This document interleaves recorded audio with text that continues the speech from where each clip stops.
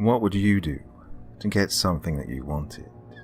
How far would you go to get something that you felt you really, really needed? Is there anything you wouldn't do? Are there any lengths you wouldn't go to? Interesting question, isn't it? And one that's the focus of today's story. Now, this is a fairly classic concept, and one you may be familiar with, but it's done in a really nice way. A story I really, really enjoyed reading, one given to me via Dr. Creepin's Vault, the subreddit I opened so that you could share your stories with me. So, my dear, dear friends, Friday has rolled around again, and it's time for you to sit back and relax with your favorite drink and listen.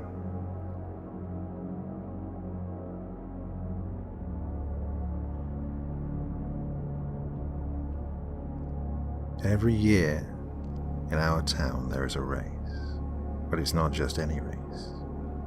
In this race anything goes, and the winner gets to have their deepest, darkest desire filled. You'd like someone dead? They'll hand you the gun or do it for you. Want $1 million? It's in your bank account before you even get home. Not only that though, during the race, all bets are off. Within the confines of the racetrack, anything and everything becomes legal. Whatever it takes to win. Competitors aren't allowed to bring any weapons with them, but if you manage to kill someone on the racetrack to get ahead, you'll never be held accountable. It's considered part of the risks for the incredible rewards. And so, year after year, people sign their lives away to take part. Sometimes literally. This year, I was one of those people. My family is small. Just myself, my younger sister, and our mother. She's been raising us alone since our father died of cancer when I was only 5 years old. My sister was too young to remember it, but I remember watching him fade away and die before my eyes. And now, our mother is sick too, and she needs a heart transplant. Of all the things, I sometimes wonder if we're cursed. Of course, you can't just come by a free heart, and that's why I signed up for the race. If I could win, I could get my mother to the top of the transplant list. I could save her. I could save both myself and my sister the pain of having to watch another parent die. I didn't care about the free-for-all that many people used the race as an excuse for. I just wanted to win and get that heart. I just wanted to save my mother and be the hero. Oh, how stupid I was. The competitors gathered at the starting line on the morning of the race. As in previous years, there was close to perhaps 100 runners or more. It was like those marathons you see on TV where a giant group of people move en masse, like a giant wave of ants moving to devour a carcass. Only these people were even deadlier. A good number of these ants weren't likely to make it to the finish line, and that was exactly why a lot of them were here. A chance to kill with impunity. It attracted a surprising number of people. Hey! Oh no. Hey. It was my friend, Joe. My heart dropped. Why was he here? You're racing too this year, huh? He asked. I pointed to the race number displayed on my chest and shrugged. Heh, me too, he laughed and slapped me on the shoulder. So, what's your deepest, darkest desire? What's big enough to get you out here with all these crazies? Oh, a heart transplant for my mother, I replied. Joe nodded and mouthed,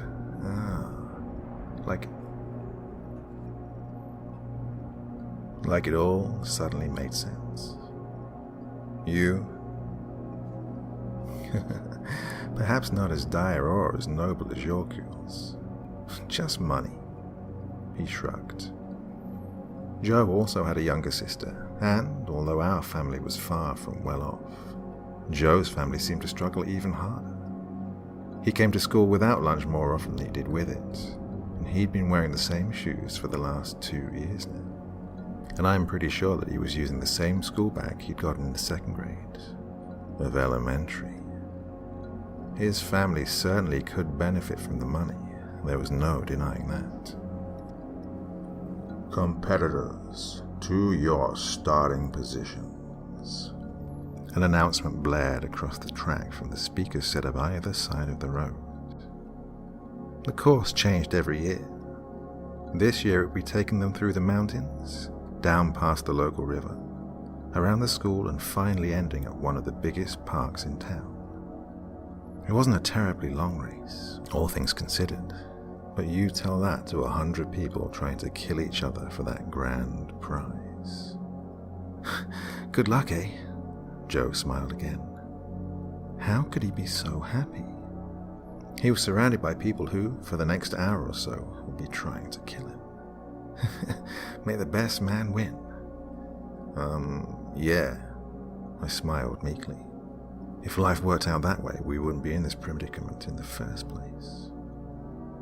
The starting gun went off, and like murderous lemmings, the crowd of racers surged forth. I wasn't even 10 meters down the track when already I had to jump over fallen bodies and dodge projectiles coming my way. I've seen the race enough times to know how it begins every year. It's always the same. A rush of bodies. The initial thrill of the chance to kill. A good number of people go down, and for them the race is over before it even began. Ambulances and cleanup crews stood nearby, ready to pick up the pieces once the rush was over. My plan was simple. Stick to the back of the pack initially, let the lead runners pick each other off, maintain a good pace, and as the finish line drew closer, I'd make my move.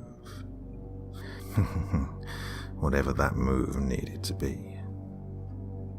In the week leading up to the race, I questioned myself often over whether I could do it. Could I kill a person? If it was for my mother, for my sister, could I kill another human being?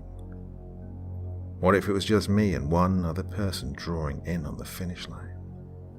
Would I be able to take that person's life with my own hands in order to save my mother's? Honestly, I didn't know. I wanted to believe that I couldn't, but who really knows what dark, horrible acts a person can commit in the heat of the moment? Phew, that was close. It was Joe. He kept a steady pace beside me as we followed the violent stampede up the mountain. Bodies continued to drop like flies. I jumped over a man with his skull crushed in. A bloody rock lay beside him, discarded like he was.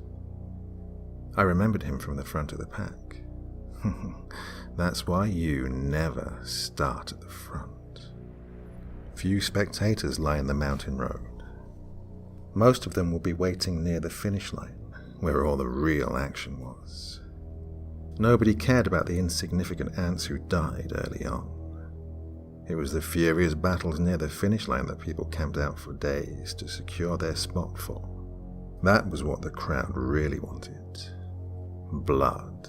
Not just any blood, but the kind of blood that could only be spilled by those on the verge of having their biggest wish granted, or about to have it taken away. So your parents agreed to you doing this? I asked Joe as he reached the top of the mountain. It gave us a view of the race ahead. There were probably 20, maybe 30 runners ahead of us. A few bodies lay by the side of the road. Not the biggest starting race massacre ever, but it still wasn't pretty. The lead was about 300 meters down the road. A physically imposing man with something large in his hand. Probably the rock that had taken down at least a few of the bloodied bodies lying nearby. "They don't know that I'm here," Joe replied, leaping over a hand and grasping for his ankle. "They don't know?" "Nope," Joe smiled as though it was all a big game. "Although they probably do now." "Are you crazy?" "Maybe. Did you ask your mother first?" "Well, not in so many words, no." It was true. I mentioned the race to her, but never specifically said I was taking part. But I think she knew deep down that was why I brought it up anyway, and she never objected. That was permission enough for me. "Look out!" Joe grabbed my shirt and yanked me back.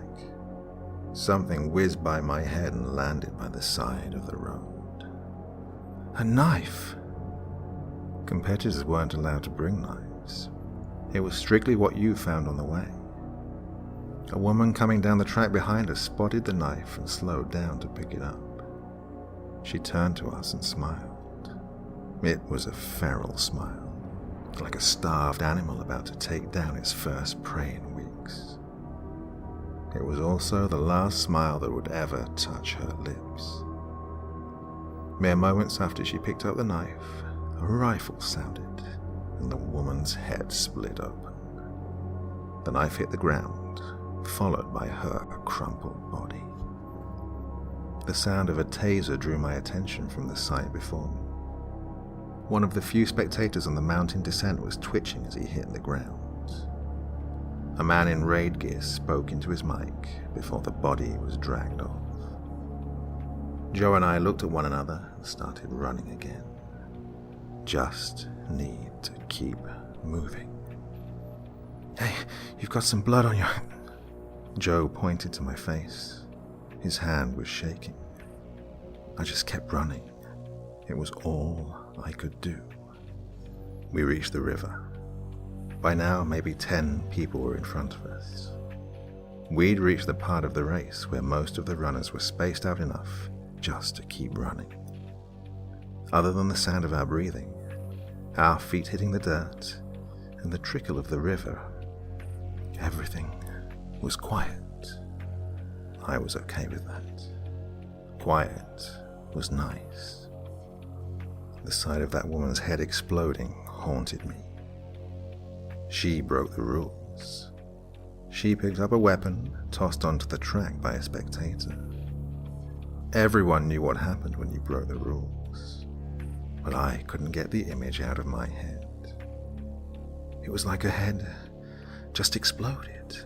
Blood and bone showered in every direction. I don't know if I can do it," I muttered.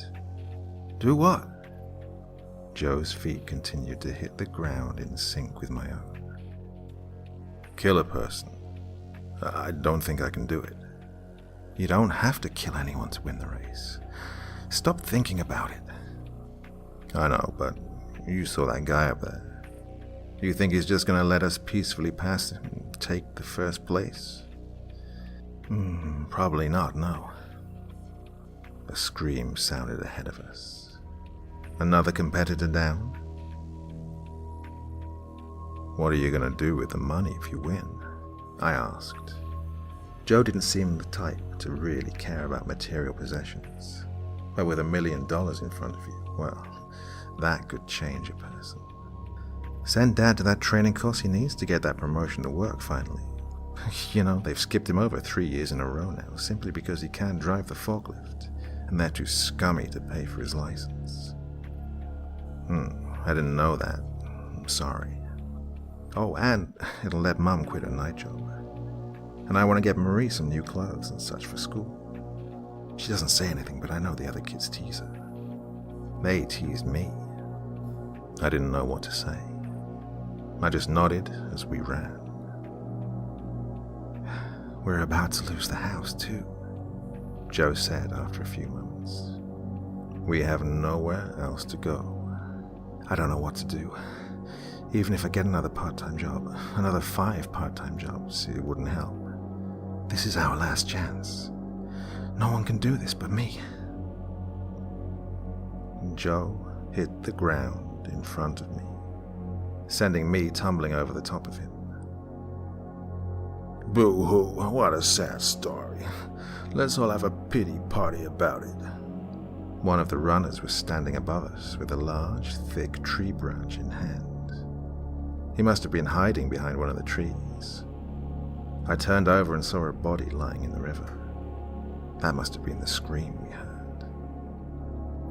The branch connected with my torso and pain exploded throughout my side. Another strike, this time to my shoulder. His aim was getting higher. Another hit and Joe's foot connected with the man's jaw and sent him flying. Joe scrambled for the branch before the man caught his bearings, and before he knew what was happening, it was all over. Joe battered his face in. Over and over the branch came down, till there was nothing but a pulpy, bloody mess in the mud. Joe stood up and turned to me. His face and upper body were almost entirely red. I opened my mouth a few times, but Joe just dropped the stick and held out a hand. Come on. We're not winning this race sitting around here. I swallowed my words and looked at his bloody hand, still in shock. He'd just murdered a man right in front of me. He was about to kill us, sure, but I'd known Joe since we were 5 years old. We grew up together. He was always so sweet and kind to everyone. The Joker who never took anything to heart. They're getting ahead. Come on, they're getting further ahead of us. I shook my head and took his hand. It was sticky. Yeah, right. Sorry. Come on, let's go. I took one last look at the body and started running again. The longer I ran with Joe, the more I realized that things were going to get very complicated. Only one person could win. It may not be either of us, but if it came down to it, what would we do? I needed that heart transplant for my mother. He needed that money for his family to survive. It wasn't like either of us could just give up the other one. We neared the school. There were a few more spectators here. We were closing in on the end. Do you hear that? Hear what? Listen. There was a fight up ahead. It was the big guy who'd been in the lead. A woman and 2 men were circling him, his brow cut and dripping blood into his eye. One of the men, tall but skinny, had something small and sharp in his hand. The woman was swinging a chain she'd probably lifted from the trash cans. Joe put a hand across my chest and brought a finger to his lips. He pointed through the middle of the school. Leave them be. If we go this way, we can avoid them. It's a bit longer, but... Hey! The big guy saw us and called out. Oh, shit. You go deal with them, the tall man said. The smaller one started running towards us. He had a baseball bat in hand. It appeared to be wrapped in something sharp. Barbed wire. Where did he manage to steal that from? Run! Joe and I took off at full speed. I was tired. The run itself was wearing me down, but the rise and fall of adrenaline was taking its toll on me as well. I didn't know how much longer I could keep doing this. My legs burned like molten lava, and my chest heaved like it was going to explode. Ah! Joe fell to the ground once more. The back of his head was bleeding.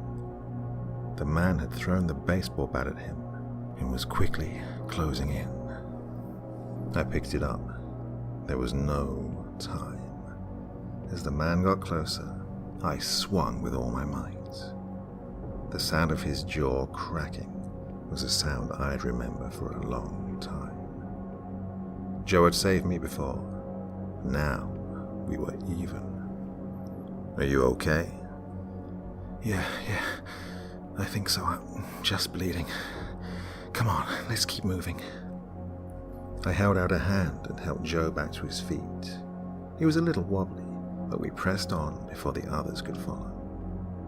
Once we clear the school, we'll be in first place. There's only 500 meters between here and the finish line. We'll make it. Joe smiled, but more and more blood was pouring from the back of his head. Are you sure you're okay? Stop asking me and keep running. We cleared the school gate when we heard it. It was an almost inhuman growl. I turned. It was the big guy, covered in blood.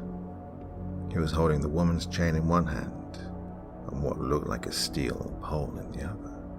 He hurled it towards us and was moving before it even hit the ground. The finish line was straight ahead, the park at the end of the street. Spectators lined the road and wild cheers went up. It would appear we were the final three, and the last leg was about to begin. The crowd wanted blood. They always wanted blood. It was only another 500 meters, I kept thinking to myself. Just keep moving. Nothing else matters. Just keep moving. He can't touch you once you pass the finish line. Nothing else in the world matters but being the first to cross that line. Then everything would be okay. My legs pumped across the hard asphalt. It was awkward running with the bat, but I refused to let it go. Joe was not far behind me. I couldn't turn to look. It would be precious, wasted time. He's gaining! Joe screamed. So run faster. It was all I could get out. My entire body and mind were focused on moving forward and nothing else. 400 meters. Already I was slowing down. I could feel it. I couldn't keep up this pace much longer. Not anymore. The cheers of the crowd were drowned out by my heartbeat throbbing in my head and chest and throat. 300 meters. Joe caught up to me. The cut on his head was still bleeding a scary amount of blood, but it didn't appear to be holding him back. Sweat poured down the side of his face, mingling with the dried, caked-on blood. His face was sickly pale, but he didn't say a word. We just kept running. 200 meters. I could hear the footsteps behind us. He was closing in. I could almost feel his breath on my neck. I could hear the chain hitting the ground as he ran. For such a big guy, he sure had some stamina. The finish line was in sight. People were standing up and cheering, urging us on. Not to win, but to fight. Blood. They wanted more blood. 100 meters. I tasted asphalt. So close, yet so far. I don't remember exactly what sound I made as my face planted into the ground at full speed, but I'm sure it wasn't dignified. The baseball bat flew out of my hand and clattered nearby. Oh, this is it, I thought. It's all over. I'm a dead man, and right before the finish line. How fitting. I'm sorry, Mom. I tried. A huge weight suddenly pressed down on my back. An almost maniacal laugh sounded near my ear. The crowd grew even louder. I didn't have to turn around to know who it was. I braced myself for another impact. The last one of my life, no doubt. Just what the audience wanted. A grand finale. The impact never came. There was a thud, followed by cursing. I turned to see Joe kicking the man in the face again. The finish line was right there. And yet, here he was, helping me out once more. The big guy's face turned murderous. He swung the chain over his head and then towards Joe's side. He couldn't get out of the way in time and crumpled to the ground. You think you little shits are gonna keep me away from my prize? Think again. Pain exploded through my head once more as his fist connected with my cheek. He grabbed Joe and yanked him up by his t-shirt, delivering a swift punch to his jaw as well. Joe just smiled at him. Oh, you like that, do you? You some kind of sicko, kid? Is that why you're here? Joe said nothing. I wasn't sure he could. His lip was busted and his jaw bruised. He just kept smiling. He then held up his other hand. He was holding the other end of the chain. Before the big guy knew what was going on, he wrapped it around his neck, planted his feet against the guy's chest, and pushed with all his might. He grabbed feebly at his neck, the veins popping out and his face rapidly turning red.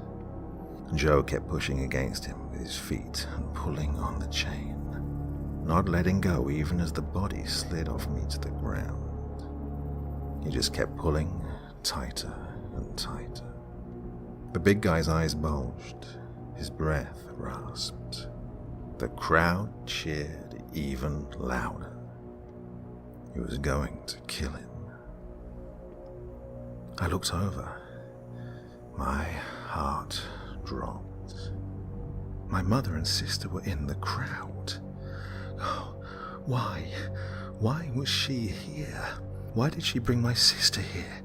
She was only 12 years old, too young to see any of this. I didn't want them to see any of this. My heart dropped even further.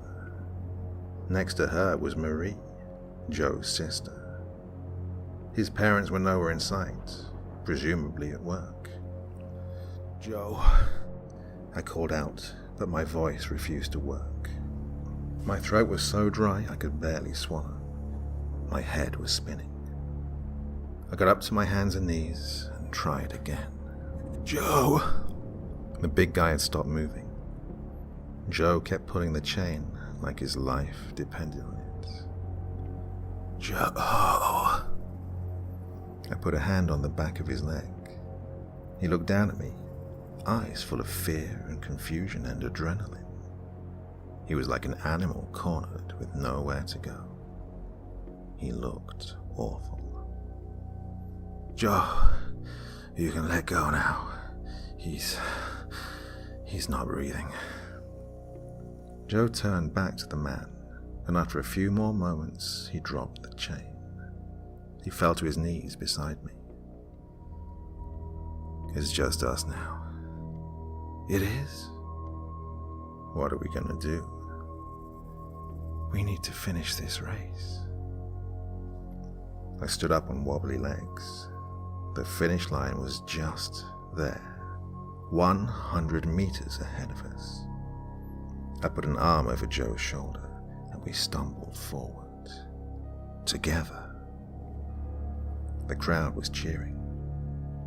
It was no finale they'd ever seen before. I could hear voices calling for blood, calling for one more bloody finish. I could hear my name coming from somewhere. I turned back and my family were gone. Did I imagine them?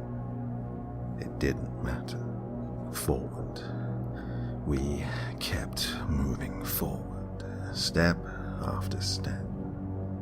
Blood ran down my face and dripped onto the road below. Joe was silent, one arm across his battered side and the other helping to hold me up. What a sight we must have been. We reached the finish line and stopped.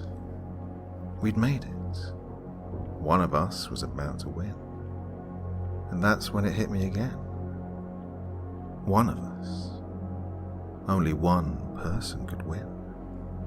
Joe smiled again. Hell of a race, huh? Hell of a race, I agreed. This is it. Yep. The silence fell between us as the crowd got even louder. I could hear one of the race commentators blaring over the loudspeakers, but I had no idea what he was saying. "I've been doing a lot of thinking," Joe began. I opened my mouth to reply when he let go of me and shoved me over the finish line. I hit the ground hard. I'd won. I looked up, confused. Joe was still smiling, but it no longer reached his eyes. "Your mother needs that heart. I can't keep that from her. She was one of the few people who was kind to me growing up, you know. She never said a word, but she always gave us extra food when we came over to play, or tucked a few bills into our pocket when we weren't looking." I didn't know what to say. Tears filled my eyes. I was so confused. I took out an insurance policy before the race, just in case. He gave a small laugh. Even if I didn't win, well, I wanted to make sure my family would be okay. What? I don't... This is the only way both of us wins. Hey, watch out for my little sister for me, will you? And give your mother my regards. Her pain is going to be over very soon." He looked around, as though for the last time. "It's so cold," he whispered. It was the last thing he ever said. Everything afterwards was a blur. Ambulance officers rushed towards Joe, while I was picked up and put on a stretcher myself. The race organizers were congratulating me at the same time medics were plugging a drip into my veins. They told me later I was suffering from blood loss and heat exhaustion. They were amazed I'd made it to the finish line at all. My mother got her heart transplant. Turned out the big guy was a perfect match. Joe's family also got their money. Unbeknownst to them, he'd taken out a life insurance policy on his own life before the race, a sort of backup measure in case he didn't win. Joe bled to death from his wounds. He was dead before they reached the hospital. I never got the chance to say goodbye to him, to say thank you. Because of Joe, my mother is still alive. Because of Joe, I'm still alive. Marie got her new clothes and books for school. She hasn't been the same since the day of that race, though. She doesn't speak very much, and just spends all her time running.